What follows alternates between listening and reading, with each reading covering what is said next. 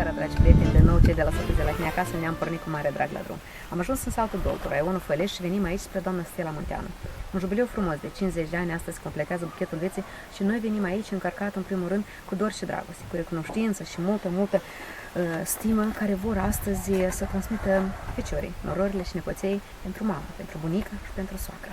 Astăzi venim cu mare drag să cântăm la mulți ani, doamne Stella, să lăsăm emoții frumoase și amintiri de neuitat, așa cum știu să o facem doar noi cei de la satul de la tine acasă, să aducem un licăr de emoții doamnei omagiate și desigur să lăsăm o amintire frumoasă de la cei 50 de ani frumoși care astăzi îi bat în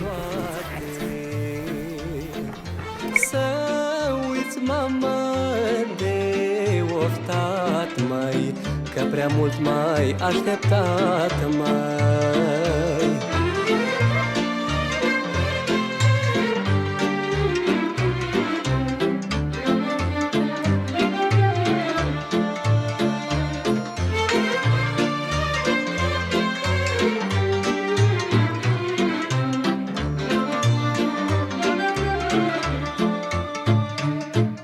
Toate florile din lume le-aș pune în a ta mână. La mulți ani cu sănătate, să vă dea Domnul tot ce doriți, zile senine și fericire, la mulți ani să trăiți. Fie viața numai lumină, ca în lumină să viețuiți, pentru credință și fericire, Doamna Stella, să ne trăiți. Și azi cântăm toți la mulți ani. Noi putem cânta la mulți ani. Tare și frumos. Mulți ani trăiască, mulți ani trăiască, la mulți ani. Mulți ani trăiască, mulți ani trăiască, la mulți ani. Bună seara și bine v-am găsit. Noi vă salutăm cu drag. Venim cu drag azi să vă felicităm. Nu ne-am cerut voie să intrăm și nici măcar nu ne-ați chemat la sărbătoarea dumneavoastră, dar ne-au anunțat sufletele dragi. Doamna Stella Munteanu este o magiată și împletește astăzi în buchetul vieții cea de-a 50-a floare. Ne-a rugat cu drag să venim să aducem niște daruri, dar cel mai important, să aducem o felicitare, să aducem gânduri bune și să lăsăm o emoție frumoasă și o amintire în casa dumneavoastră și în sufletul dumneavoastră, ca de la cei 50. Așa cum zicem noi că la 50 omul pășește în cea de-a doua tinereță, noi sperăm din suflet să o faceți cu dreptul. Așa, și încă 50 înainte. Dar spuneți-mi, vă rog frumos, cine m-a trimis aici să vă urez încă 50 de ani înainte de la cei 50 pe care îi împletiți astăzi? Copii. Băieți și norori. Mulți aveți? Mulți aveți? Băieți și norori. Vă văd cu braț pline. Așa, noi venim cu mare drag, din partea copiilor dumneavoastră. Toți luați împreună să numesc copii deja la mama. Că vorbim de cei doi băieți, sau că vorbim de cele două norori, sau că vorbim de nepoței dumneavoastră, într-un cuvânt, în sufletul mamei, toți s-au împletit ca copii, ca oameni dragi. Cineva de departe, florile mamei, băieții mamei, comorile mamei și cele de aici flori, nororile împreună cu nepoței, care m-au rugat din suflet să le aduc astăzi gândurile bune, frumoase, într-o felicitare pentru mama, pentru soacră și pentru bunicuța. Să vă felicităm cu cei 50 de ani frumoși ai dumneavoastră și din suflet, în primul rând, să vă urăm la mulți ani și sănătate. Să aveți putere și de acum încolo. Să iubiți așa cum știi doar mama să o facă. Să așteptați așa cum știi doar mama să o facă.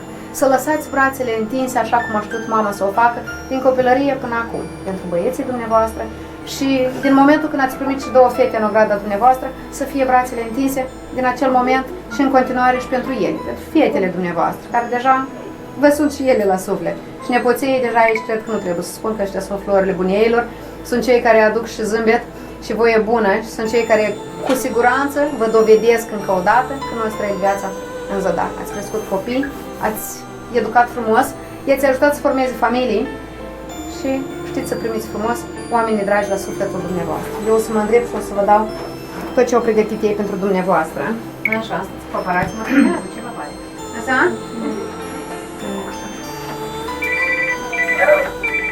Este la fel pentru dumneavoastră. Așa. Cifrele deja le primiți cum doriți. Ori 0, 5, ori 5, 0. 0,5. Cum vei la suflet, așa le primiți. Sunt banii dumneavoastră, pregătiți cu mare drag. Iată așa. Era un spumant aici. Ce este? pentru masa de sărbătoare și o șampanie. Să ajute nepoții, da? Așa.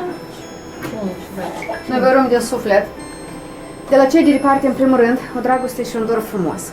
Mulțumiri din suflet că a știut frumos să iubiți și să lipiți la sufletul dumneavoastră două suflete de om. Le-ați dat viață și i-ați iubit așa cum a știut sufletul dumneavoastră de femeie și de mamă să o facă. Uneori cu mustrări, cu siguranță, pentru că așa se educă copiii, anume când se mai mustrează, când se mai pun pe calea vieții, când se mai pun la punct, ca acum să vă bucurați de oameni adevărați, de băieți deștepți, de bărbați adevărați care și ei la rândul lor și-au întemeiat familii și cu siguranță cred că în sufletul lor au rămas cu amintirile frumoase de aici, din casa părintească. De la mămica care a iubit frumos. Și cu siguranță educația lor îi ajută acum să educe și ei copiii frumoși și totodată să înțeleagă și ei cât e de greu totodată să crești și să-i educi copilași ca să-i faci nu doar frumoși, îmbrăcați și hrăniți, dar să-i faci oameni în lumea asta, așa cum a încercat mămica să facă. Fetele deja alături de băieții dumneavoastră, cu dragoste și respect și recunoștință pentru toată dragostea care o emanați pentru voi, copilașii cu dragoste pentru bunii, dar ei cu siguranță încă pe parcursul vieții o să mai spună bunicii foarte multe ori, te iubesc, dar o să o fac și ei singuri ei, fără să-i ajute mame și tati, că ce o să crească frumoși aici în familia dumneavoastră frumoasă și o să vă bucure viața și o să vă aducă doar licări și emoții. Eu vreau din suflet să vă întreb dacă aveți și dumneavoastră ceva să spuneți, aveți toată ocazia, celor de aici, celor de departe. Îi mulțumesc la toți, și la băieți și la noroc. Nu m-am așteptat. Și vă sănătoși. Să nu mă bucuriți. Sănătate, doamna Stella. Noi sperăm din suflet să fie emoțiile de bucurie, să fie emoții de dragoste pentru ei și poate dacă este și un dor care le purtați cu siguranță celor plecați. Hai să o aplaudăm pe bunica, o aplaudăm pe bunica!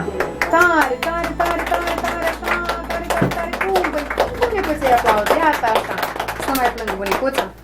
Noi o lăsăm cu bine pe bunica, în grija celor care s-au adunat la frumoasă sărbătoare, să ciocniți păhărele în sănătatea dumneavoastră și nu știu de ce am eu așa o presimțire sau un gând, și băieții dumneavoastră acolo ciocnesc câte un păhărel de sănătatea mamei și se bucură, doar că sufletul poate le este tânc că nu și ei acasă la acest jubileu minunat al mămicilor, dar cu siguranță acolo ei vă pomenesc și cu siguranță au și reușit să vă spună prin telefon măcar, mamă, la mulți ani și cât de mult vă iubesc. La mulți ani, doamna Stella, noi ne retragem lăsându-vă cu gânduri bune, cu această gălăgie frumoasă de nepoți și asta vă dorim toată viața dumneavoastră. Numai gânduri bune, sănătate, pace în familia dumneavoastră. Și acest prim mărțișor din anul 2024 să vă aducă o cale frumoasă, colorată, alături de copiii dumneavoastră, sănătate și putere, să-i îndrumați și pe ei frumos calea vieții, așa cum știți dumneavoastră ca o mamă să o faci. La mulți ani și seară bună!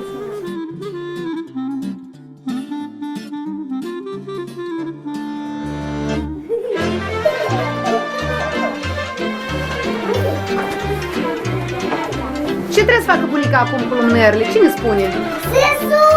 Să sufle, dar până a sufla ce trebuie să facă? Spui ce? Dorință! Și dorință, da? Ia întrebați-o bunica, au pus dorință? Au pus bunica dorință? Hai bunica, 1, 2, 3! Ia n-aplaudați-o bunica, aplaudați-o! Vin măicuță de departe, să-ți șterg lacrimile toate, să uiți, mama, de oftat, mai, că prea mult mai așteptat, mai.